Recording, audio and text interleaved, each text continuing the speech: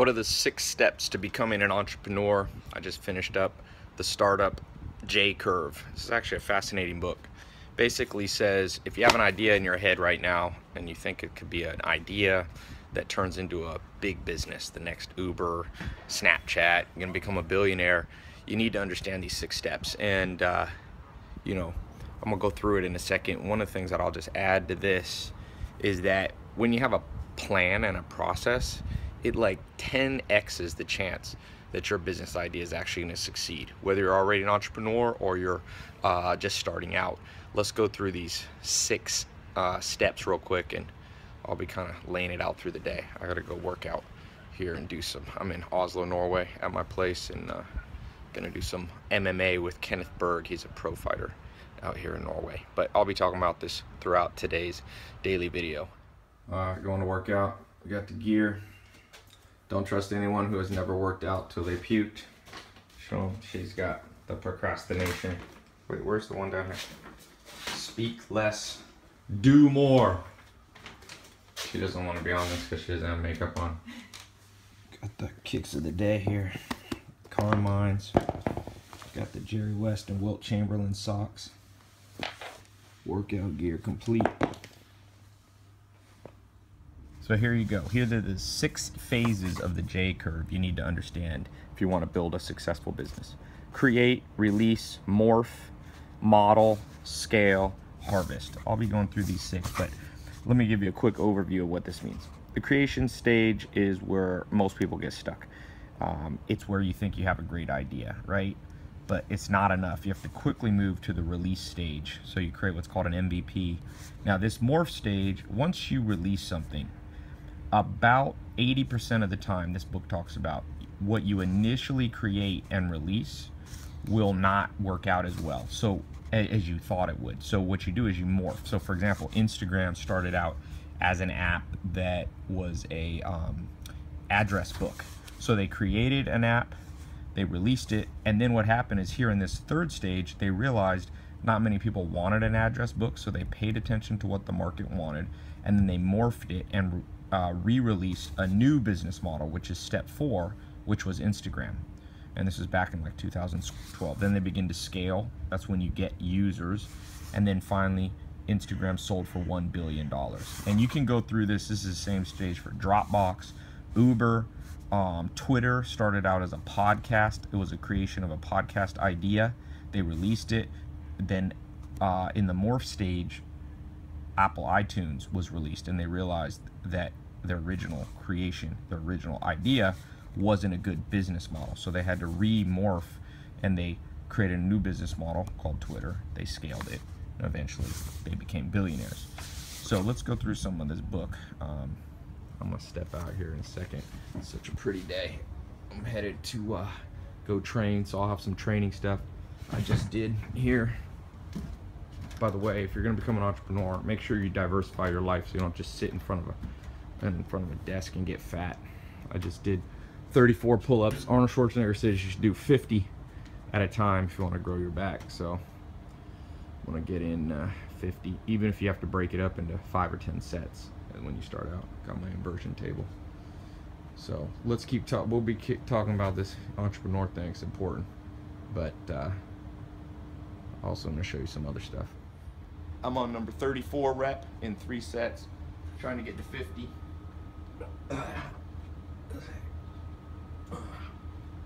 Make sure you go all the way down if you can.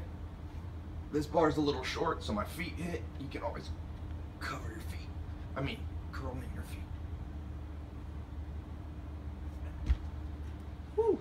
Show everybody the sandals. Walk for a second. She's about to fall. My sandals are way too big. Look like Bigfoot. Like Bigfoot? Don't be running. You're gonna trip. Maya, are you Tim to the rescue? You're gonna let her borrow your Chucks? How come Swedish and Norwegian girls always wear only Chucks? You love Chucks, right, Maya? I love them.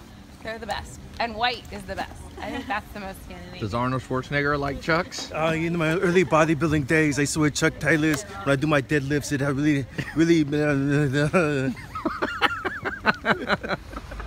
On the walk, talking about this book, 6 steps let's go through them real quick. The 6 steps you need to know. Can you hold that, Maya? 2.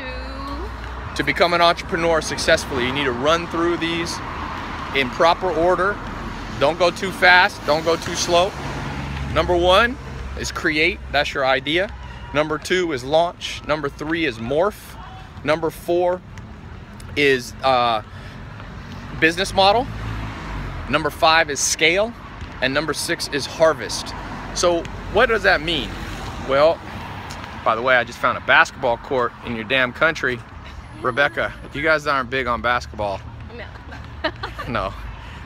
So the creation stage is the stage when you have an idea. Just remember, 80% of ideas eventually change. So if you get too locked into your idea, too excited about it, you're gonna miss the whole point of being an entrepreneur. The point of being an entrepreneur is like what Bruce Lee said, be like water. Water goes into a cup that's tall, it morphs to that shape. You put it in a mug, it goes wide. In the same way, when you're an entrepreneur and you're building your business, the marketplace of 7 billion people is probably most likely gonna want something slightly different than you actually have to offer. So you create, and the step number 2, you quickly launch. You wanna create what I call a POC, proof of concept. That book calls it an MVP. This is my cousin Maya, by the way. And this is Rebecca from Norway, and that's French Montana. Show him that thing where Drew looks like French Montana, Maya. We brought him to Norway. Exact twins. Tell me that don't look. Drew, which one's French Montana? Can't tell. And which one's Drew? Isn't French Montana dating one of the Iggy? Kardashians? No, Oh no, Iggy. Iggy. So many girls, bro. Iggy, baby. I'm Frenchy. In that regard, I'm Frenchy. You like Iggy? Oh, I like all the women he be messing with. Chloe? Oh, nah. All right, back to Oh wait, that was a mistake. Okay, so create. The second step is launch. Remember, in the creation stage, your idea is probably worth only 5% of the future value you're going to create. So you launch a POC, proof of concept. Some people call it MVP, most minimum viable product. You get it out there. See if anybody wants to buy it. And in this stage 2, you must be very aware. If you're in the 67 steps, one of the 67 steps is awareness. You have to be aware. If nobody's buying your product, maybe it's time to go to step 3, which is morph. Morph is sometimes called pivoting, but a better way to think about it is an adaptation. Twitter started out as a podcasting app, but guess what? They launched it and realized because of Apple iTunes, nobody really wanted a podcasting app. So in stage 3, you morph, you adapt. And Biz Stone, Evan Williams, they changed Twitter from an app for podcasting into the modern day Twitter. And of course, we all know the result. They became billionaires. Same with Instagram. Instagram started out as an address book. Groupon started out as for charities. Almost 80% of businesses end up morphing. So, next thing. Is that also called pivoting? Pivoting is a little different. When you pivot, a lot of times you change completely, and sometimes you're not gonna have to change completely. With a morph, maybe it's just a slight angle change. Your marketing is a little different. All right, which way we're going? We got our Norwegian tour guide. Also, Okay. Ty, the follow you to the parking lot test, is that good in your proof of concept Yeah. phase? So there's a test that I came up with. It's called the follow you to the, well, that's really in stage 1. Okay, that sounds so creepy, but it's not. So, hold on one second. All right, Kenneth, what do we have for training today? Today we're going to do some circuit training with weights, and then we're going to go hit the pads and grapple a little bit. This is Kenneth Berg. He's a pro MMA fighter in Norway. Yes. What you drinking there? Pre-workout? No, just water in my Nutrimino bottle. All right. Yeah. Oh shit, we got the booty builder. Depending who's on it. What'd you say, Drew? Adrian said it would be a fire snap of the booty builder. I said, yeah, it depends who's on it and using it. Adrian, you want to have Drew on it? Yeah, that's what I'm saying. It's a little suspect. This is my impersonation of Drew. Show Drew. This is how. Nah, he lying. He lying. Drew's trying to tell me this is a pull-up. You be the judge. Here's Drew. So Drew goes.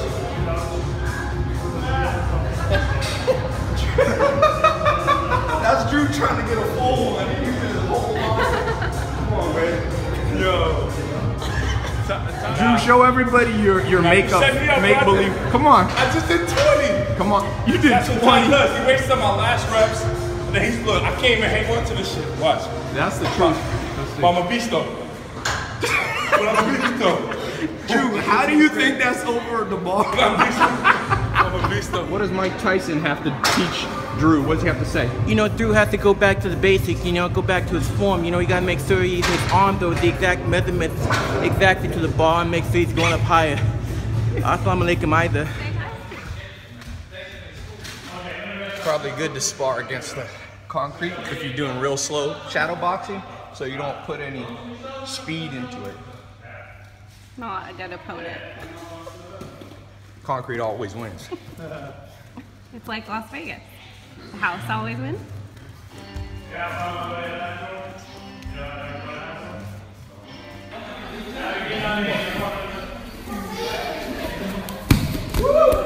Come on, Drew. You reach, I teach.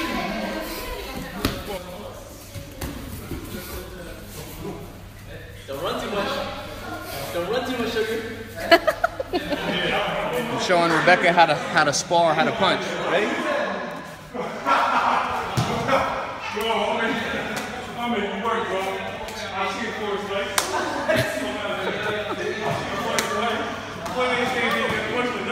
Never turn your back like that.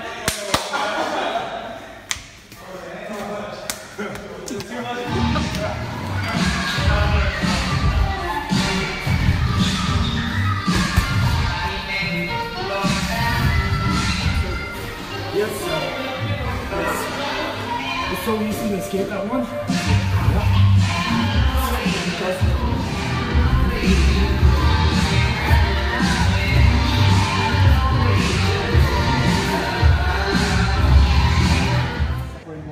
Hey Ty, how do you feel after sparring with Kenneth? Exactly like you would feel after sparring with a 6'3", 240-pound pro fighter. Tired. How come she don't look too tired? Because she ain't sparred with him.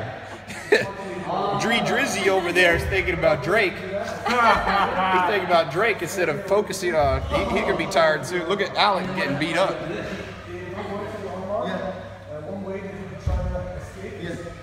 It looks difficult for him to talk right now.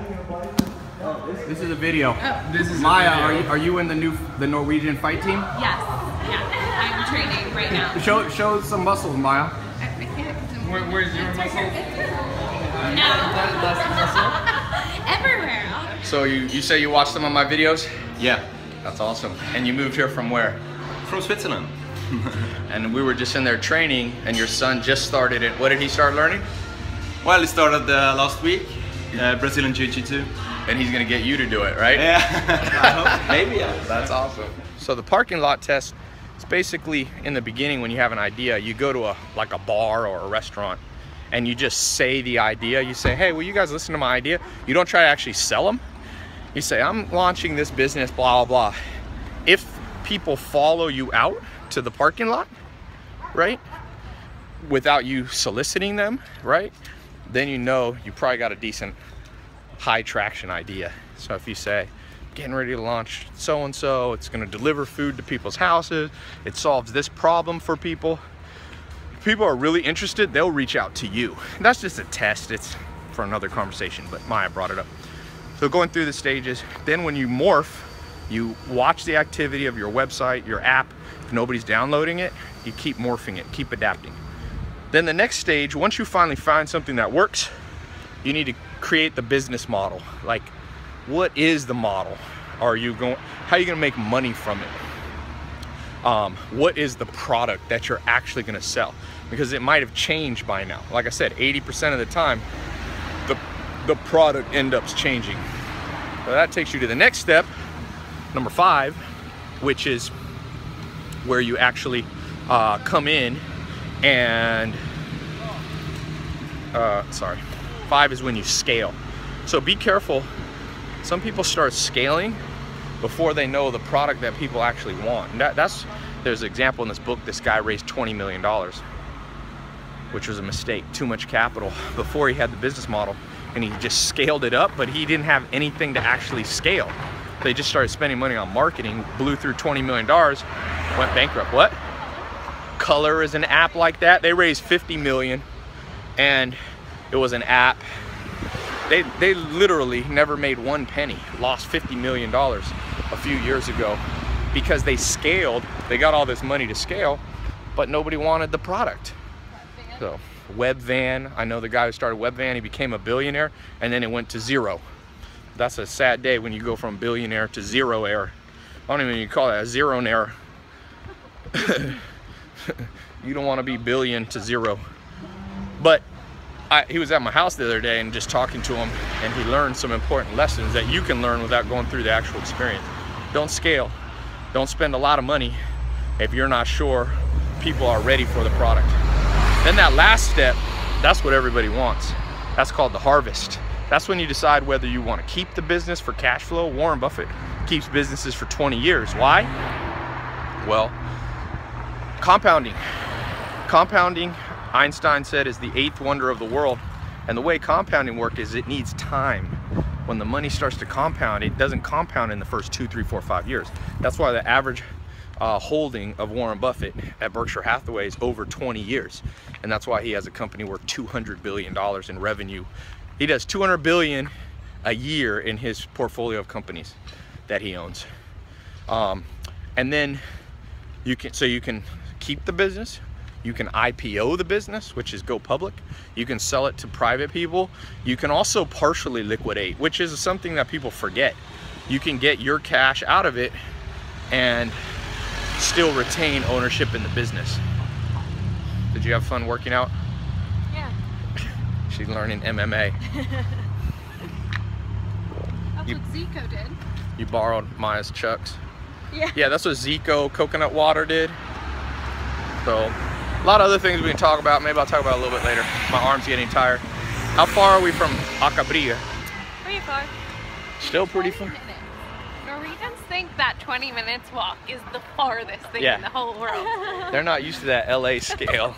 LA scale is like 2 hours in traffic is close. Like I needed to Daily do that super duper storm in Norway. That's yeah, who wants to go to super duper? Oh, I know where we are. This is that one shop. This is by the park. I love this area. Down here's the park. The Cuba parking? Yeah. They got some funny names in Norway. We got nudie jeans and acne. This shit says acne. This is not a good translation. Nobody wants to go there. You want to buy some pimple clothes? One of the things I'm pioneering, by the way, in fitness is a new concept called social workouts. So you see how he's got a large group, 10 people at the gym. Gang, People gang. go, gang, gang. I have a birthday. Drew, why are you bringing in gang, gang to this? Squad. People don't know. No, squaw. No. But the idea is, look, most people overdo it at the gym. They get a trainer, they go in the gym, the trainer overtrains them. Remember, for most people, if you're not trying to be a pro athlete, the key is not hard workouts. It's working out for many, many months, even years consistently. That's what will get you in the shape you want. So if you burn out too much at the beginning, your brain will correlate the gym with pain and you'll shy away from it. That's why most people join a gym on an average only stay for 1 month. So instead, you bring 5-10 people with you, if that's feasible, if you can. You just go and have fun. You work out a little bit lighter. I know some people will argue and say, no, high intensity training. Bullshit. Training for years is what makes you in shape. Trust me. My dad was a pro athlete. I got a lot of pro athletes around me. Now, if you literally want to be a pro athlete, you're going to have to not be able to follow this. But this is for more normal people. By the way, there's the palace and the King's Guard. I don't know if I'm allowed to video. He might shoot me. What gun he got? He got a machine gun. AR-15? Anyway, I'll be talking more about this fitness thing soon. He is marching. It's kind of cool. He just reported us, actually. Did he literally just report us? He did again. Yeah. Really? Yeah. One important part of the Hexaco personality test, when you're dating people, you want to look for people who are high in dependence and high in sentimentality. Because what that means is one of the aspects or attributes of somebody high in dependence and high in sentimentality is they'll actually alter their lifestyle to make the relationship work. They're not so independent that they just go, this is what I always do. Now that I'm dating you, I'm not changing anything. This is a poison for a relationship. And not just dating, but like business partnerships.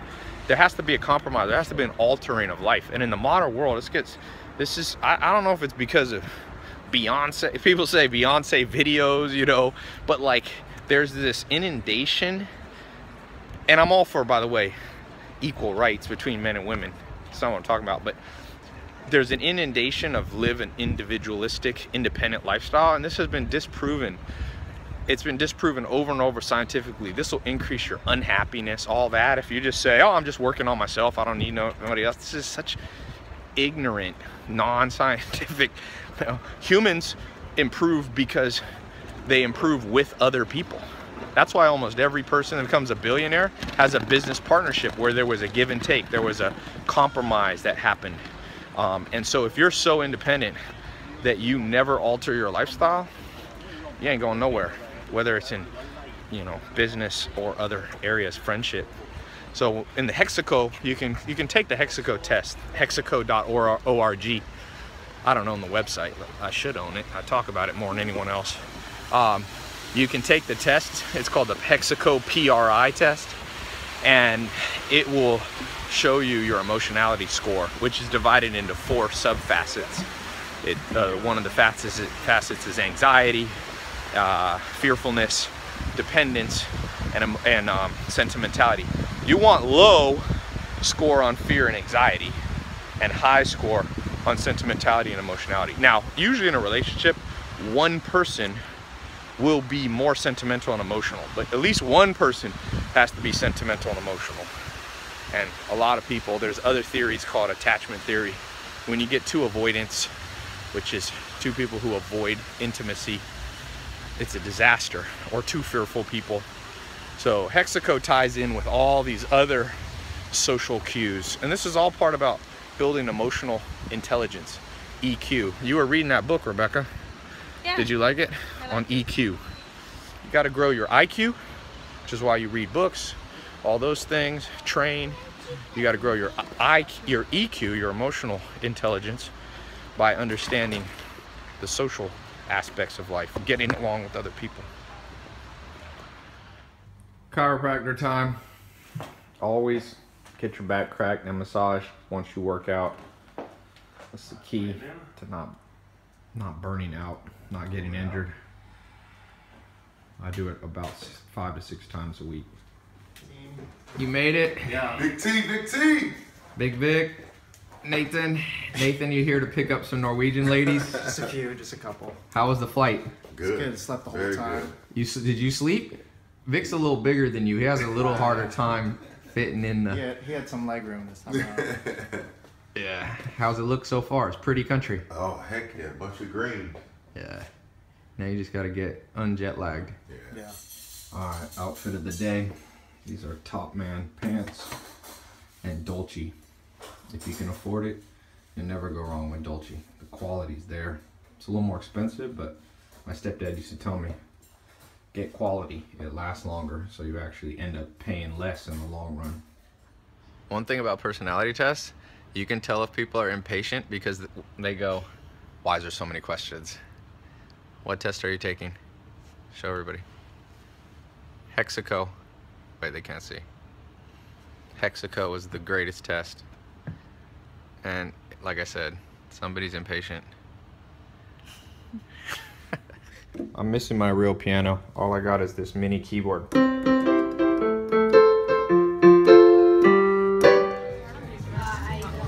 Okay, can you guess Kelly's ethnicity? Can you? I'm gonna give you a hint. She's part Norwegian. That's the only hint. The rest is hard. Yeah. 2 more countries. We're having a big dinner here. Grandma, you hungry? I'm looking forward to sashimi. What thing was that? Why you in my face for? Drew got a headset on. Drew has the worst table I'm manners. listening to a voice note, very personal voice note. Handling business while you over there. I'm over here. You feel me? Can you believe these Americans? They got headsets on. So rude. Drew. I'm presidential, baby. Call me Obama. You're presidential in your own dreams. Well, did you and Marna just tell her that you were allergic to Nutella? This is a fine dining restaurant. They ain't bringing you Nutella. It's fine dining. Maybe there's Nutella here. Nutella, You never know. and Marna said beans. You're not allergic. I'm not allergic to anything. She's Norwegian and tough. You need to be a tough Norwegian. I'm video chatting with my office. I have a robot. I can drive around and talk to my office. Everybody say hello to my vlog. Boom. I call my robot Chappie. What's going on, Alex? Shoot. Am I bumping into something? There we go. Oh, hey. What's up, Maddie? Grandma, don't let Nathan get drunk. A thimble full of alcohol affects him. Yeah, very similar. Me too. Nathan, is it good to know you have the alcohol tolerance of my 98-year-old grandma? I don't know if I should publish this video.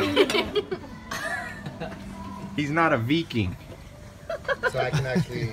Kenneth can drink alcohol. Now, Kenneth, you got to teach Nathan how to have tolerance. How much can you drink and not even get buzzed? I don't know if she agrees with my... You don't agree? Grandma, how was your meal? Delicious. What did you have? Sashimi, sashimi, sashimi. You like this headband. What do you think? It's nice. Yeah, it's wonderful. Why did you eat so much sashimi? You love sashimi. I love sashimi, but I didn't know that the entry was always sashimi. Oh, you got sashimi appetizers